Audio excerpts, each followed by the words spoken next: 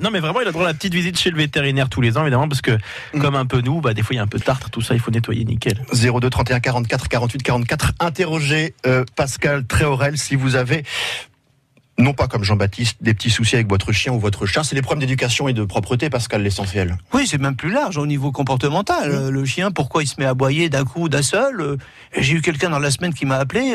Dites donc, Pascal, le chien, il commence à être agressif. Qu'est-ce qui se passe? Il a un cancer, le chien.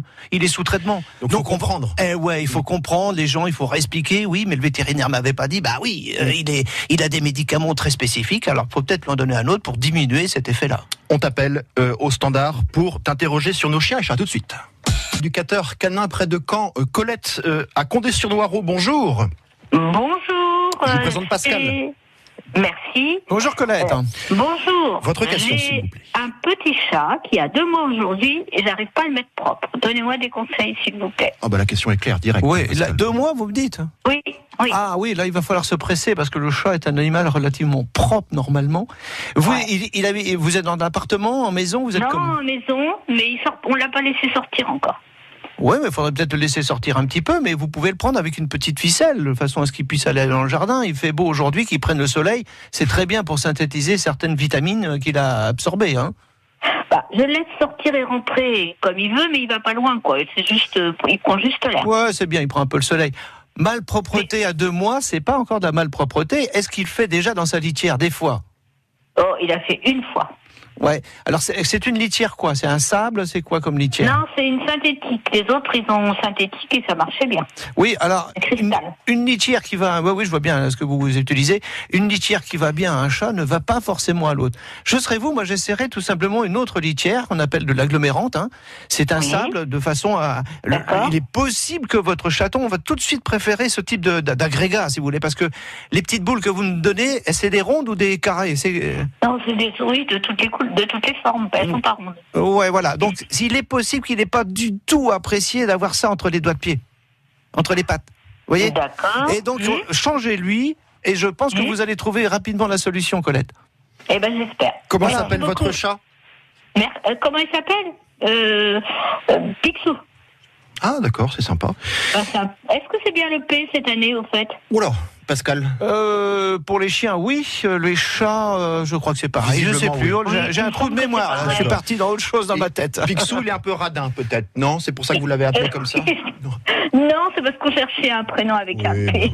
Bonne journée à Condé. Donc voilà. Merci Colette, beaucoup. au revoir. Bonne journée. Au revoir. Toujours question à Pascal Tréorel. Bonjour, Aimé.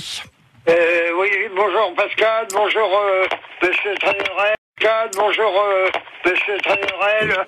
Parlez bien dans votre téléphone, s'il vous plaît, votre question. Il y a plusieurs années. Oui. Au sujet des chats qui m'ouvraient mon frigo. Ah oui. Bon il n'y a pas de problème maintenant parce que tous mes chats ont été empoisonnés. Et là, quelle est votre question aujourd'hui, Aimé? Alors aujourd'hui, je voudrais savoir, j'ai un petit chien croisé, Pinscher et York. Je le mets dans sa cage de transport à côté de moi parce que je suis handicapé, je sors plus de la maison.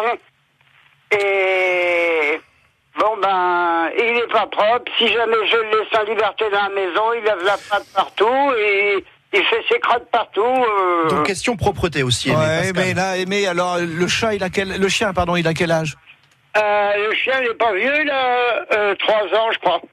Alors, s'il lève la patte... En le faisant couper, est-ce que ça le rendrait propre? Alors, le couper, quand on dit couper, c'est castrer. Alors, par contre, ça peut le rendre propre, bien évidemment. C'est des choses à 3 ans, on peut commencer à le faire. Parce que ça, c'est gênant, Julien. Un chien qui fait pipi partout, sur les meubles, sur les habits des gens qui viennent chez vous. La commerciale vient, il dépose son attaché-caisse et craque, le chien fait pipi. Donc ça, c'est des choses qu'il faut modifier. Alors, oui, c'est de l'éducation, c'est sûr, et du comportement. Mais on n'est pas tout le temps derrière le chien. Alors là, la castration va forcément être bénéfique par rapport au chien de Aimé. Là, il faut pas hésiter, il faut y aller là. Alors il y a 2 types de castration. Les vétérinaires le savent bien de toute façon. Une castration qu'on appelle un petit peu chimique, c'est-à-dire qu'il y a un implant qui va être mis sous la peau. Ça permet pendant 4-5 mois de voir le même effet que s'il était, enfin à peu près le même effet que s'il était vraiment castré. Parce que s'il n'y a pas d'effet avec cette petite piqûre, On passe à autre chose. on ferait même pas de castration. D'accord. Mais si ça fait d'effet, alors là on pourra castrer. D'accord. Avec quand même, Julien, un petit bémol, c'est qu'un chien castré prend souvent de l'embonpoint. Il faut donc changer d'alimentation à ce moment-là. Et la deuxième solution pour la castration, c'est Non, une castration qu'on D'accord. appelle chimique, Oui. une petite piqûre Et qui dure l'autre 4-5 mois, et l'autre, la castration définitive, on D'accord. enlève les testicules du chien, Ok. et puis voilà. Vous nous appelez, question chien et chat. Merci Aimé à moult de votre question. Pascal est à votre disposition. Toutes vos questions. Au 02 31 44 48 44. Question à Pascal Tréorel, éducateur canin. Monique, vous êtes dans le Pays d'Auge à Livaro. Bonjour Monique. Bonjour tout le monde. Alors, moi, ma question, c'est pour mon chien. Bon, c'est un chien berger, si vous voulez, un labri des Pyrénées. Et moi, quand je me promène, je fais des marches à pied beaucoup. Et dès que mon chien aperçoit un autre chien, il saute dessus. Pascal. Oui, bonjour Monique. Oh, pardon. Mais il n'y a pas de mal, Monique. mal. Mais par contre, Monique, il saute sur les chiens, les autres chiens. Sur les chiens, les autres chiens, qu'est-ce qui se passe? Quand je passe, et puis il suffit qu'un chien il vient voir auprès de moi, et ben lui, il saute dessus. Mais il aboie, il grogne, il est agressif à ce moment-là ou il veut jouer? Il devient moitié agressif. Alors, à moitié agressif ou complètement agressif, on va essayer de déterminer. Est-ce que... Bon, là, il a des poils longs. Vous ne pouvez pas voir s'il a des poils qui s'hérissent ou la queue, elle est comment? En l'air? Entre les pattes, elle est comment? Je vois bien, parce qu'au niveau de son museau et tout, il fait voir ses crocs, et puis il saute dessus. Alors là, il a quel âge, votre chien? 6 ans. Il faudrait ce qu'on appelle refaire un peu de socialisation, parce que vous le laissez jouer de temps en temps avec d'autres chiens. Non, jamais. Si, quand je m'en vais chez mes enfants, si, avec mes enfants, ça va. Oui, mais dès qu'il aperçoit notre chien d'ailleurs, il est agressif. C'est souvent les mêmes chiens que votre chien voit. C'est comme si moi je parlais toujours avec les mêmes gens, j'aurais les mêmes réactions et et tout ce qui serait à côté, eh bien, je m'en occuperai pas, ou je serai agressif, ou je les laisserai tomber. Donc là, il va falloir le faire rencontrer d'autres chiens qui puissent jouer. Alors, Monique, il faudrait pouvoir avoir un jardin où vous pouvez lâcher. Eh bien, alors, il va dehors et tout. C'est un mâle Et ou une moi, femelle? Monique, écoutez. C'est un mâle, une femelle? Un mâle, mais alors, vous pourriez... il est stérile. Oui, c'est pas grave, mais amenez-lui une femelle. Vous savez, les mâles, ils aiment bien les femelles, vice-versa aussi. Donc, amenez-lui une femelle de sa taille, d'un chien de dizaines de kilos, parce que là, j'ai compris que c'était un berger des Pyrénées. Là, amenez-lui un autre chien, pas dans votre propriété, dans la propriété de quelqu'un d'autre. On ne fait jamais rencontrer les chiens dans une propriété de l'un ou l'autre, mais toujours sur un endroit différent.